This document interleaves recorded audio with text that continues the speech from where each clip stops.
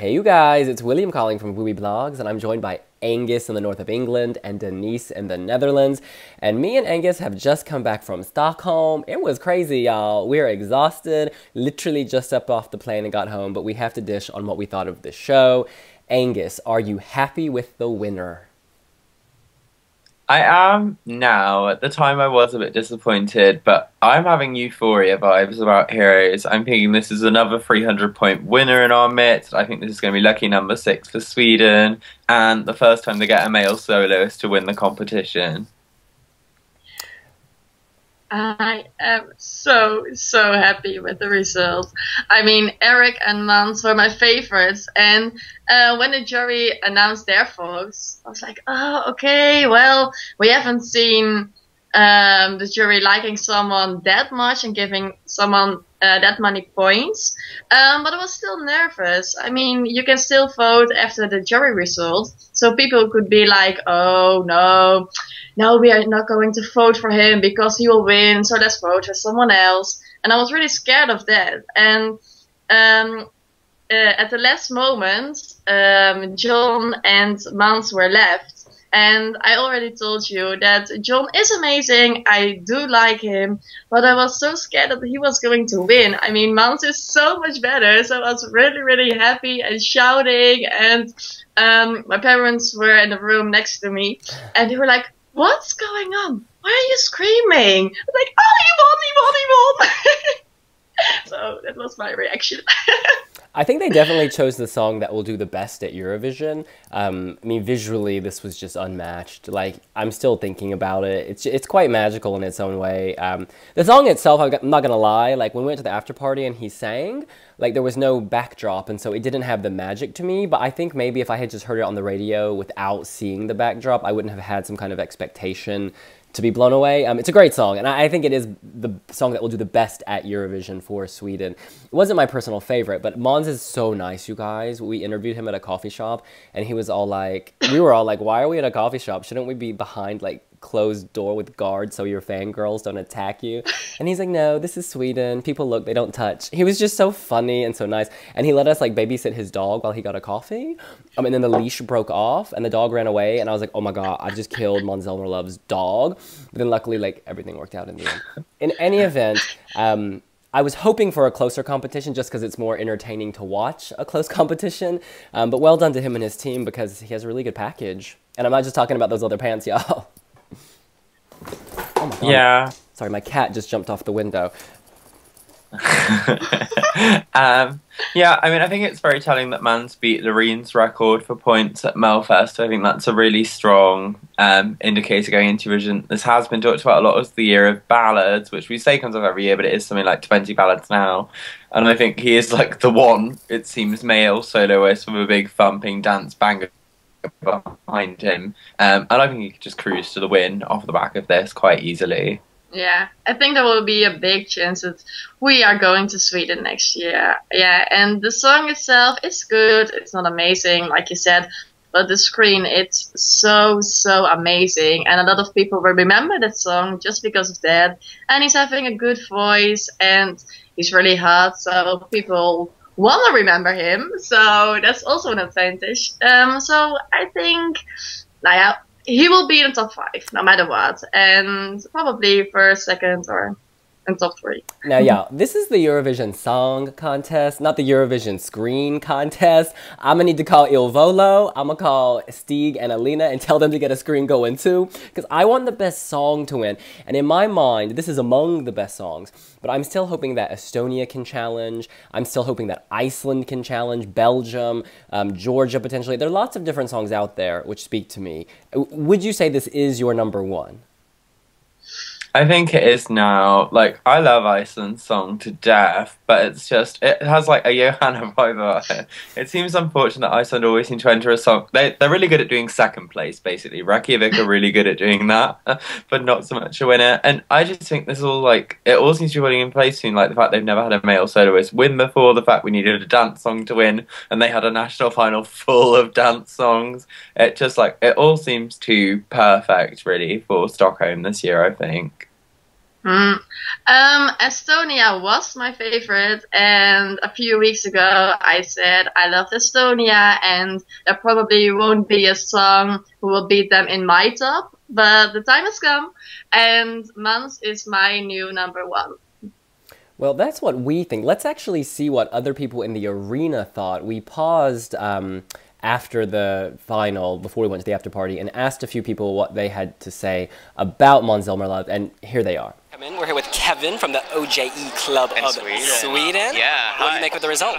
You know, it was quite predictable because we did a poll yesterday, and when we did our poll, it was about 43% of people were going to vote for Måns. Eric came in second with 13%, so it was very obvious. SVT picked up on this, but I'm not surprised at all. Great song, but is it underwhelming to have known the winner for so long? I think it's a good feeling because I know, like, the last time this kind of happened, we had Loreen, and we kind of knew she was going to win, and of course she won all of Eurovision. So when you have that prediction of you know who's going to win, it's a good chance that they're going to do really well at Eurovision as well. So we can only hope that this is going to actually win it for us. And what do you think about the fact he got 20 more points than Loreen? Do we have another euphoria on our hands? That's my thing right now. Is he going to win Eurovision now by a bigger margin than Loreen did? And I think he might, particularly considering we have a very female-heavy year, a very ballad-heavy year. So now if we have a male with an up-tempo song, it's definitely going to stand out. So I think now this is Sweden's contest to lose. And was this the result you wanted tonight? I have to be 100% honest. My favourite was Sade. But I'm very happy he was in my top three. So Okay, so clearly there's a lot of love for Måns Zelmerlöw going around. But what did you guys think of the other acts? Was there anyone else who surprised you at Melodifestivalen? Anyone else who grew, in your opinion? I think Eric Sada was hard done by on the night. Like, I think for such an impressive performance, he definitely deserves second place, if not the first.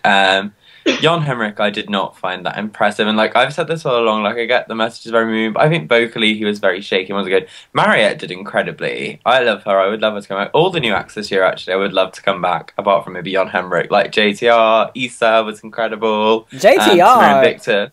Samir and Yes. Victor was so much fun. Samir and Victor, I would happily have them back every year. Like, the reaction time in the crowd, they were so nice. And I was actually sat right by the green room, and there were these kids who had a poster who were like waiting patiently. They were like, Samir and Victor, they had like a little puppet. And whenever anyone ran up to the green room, security like rugby tackled them out of the way, like, you can't go in. Samir like ran off, jumped over the security guards to go and give these kids a hug and take a picture with them. And I think, like, such nice guys. So sweet. And Groupie was hella fun. Hella fun. I want to take a groupie. I'd discuss a groupie. I'd love to see them come back singing a romantic ballad to each other. That would be hot, y'all. Sorry, Denise, go ahead. No. About Eric, I think he deserves second place or maybe first.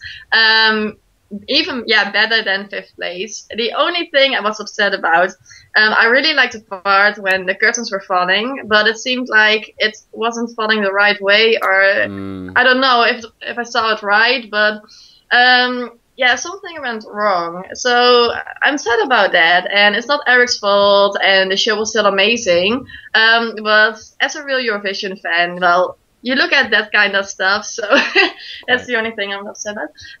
And I thought that Dina was a little worse than in Andra Gansen. I don't know what it was, but it wasn't as good as it was. And she came last, so I don't think I was the only one who thought that. GTR, they deserve better.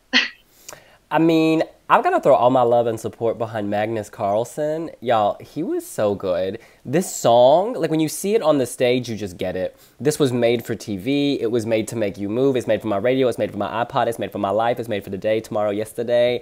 I am really pleased that I was the only one of this three to rate this song highly, because I am proven right. He is the bomb, even if viewers didn't think so. And also, Angus can vouch for this, he's just such a nice guy. Like, we went backstage with him, and he was so nice and generous with his time and friendly. Yeah, I just can't say enough. I hope he comes back to Melodifestivalen and keeps bringing Schlager, because we need it. Everything's becoming modern, which is great, bar Hassa. I mean, but we don't want everything to sound the same. We need someone to defend old school Schlager, and I think that man is Magnus Carlsen. I think Magnus and Jessica both defended traditional Melodifestivalen really well. I mean, Can't Hurt Me Now was absolutely beautiful on stage and real heart. I mean, I think probably let down by the running order since Krista kind of sacrificed it to make Mans look better as an upbeat song. But Jessica was incredible and so lovely. And Magnus as well. Like the two of them just proved that like that sound still has relevance for Melfest. I mean, they both went straight to the final, which speaks volumes about that style. And yeah, they were both really great, I thought.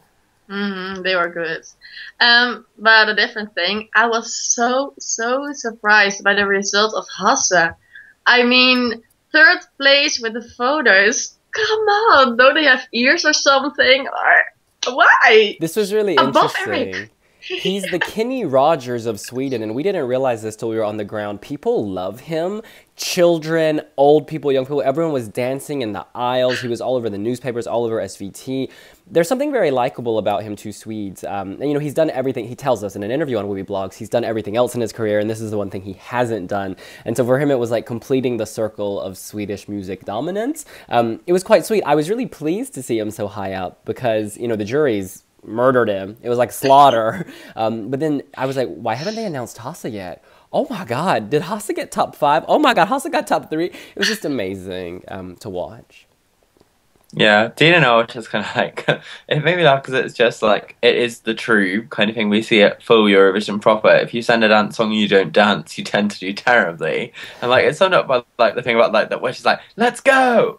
And then she doesn't dance, she just kind of like boogies and does like the head swing. And like, it was really mesmerizing when we were at the rehearsals and were like sat directly in front of her. You could get into the dance breakdown, but at long screen, you can see she's just stood there and not doing anything. And like, I think that really let her down on the night.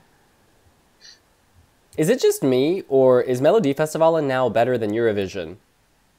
Yes. Yeah. Absolutely. Because even the weakest song here was still bearable. Like, I didn't like JTR, but by the end of the week, I enjoyed their song. Whereas at Eurovision, it's not always like that. I mean, I just feel like we need to say to Crystal Bjorkman, like a plane in the sky, you get us so high, your show is the bomb. I know. I mean, I think as well, like, it's just really interesting, like, all the 12 songs were likeable and good, and it's like, we could quite happily see all 12 of those songs in Vienna and lose some of the other ones that are going forward for the semi-finals. Oh, and he seems really likable, the way he's making fun of himself. I like that. Quite.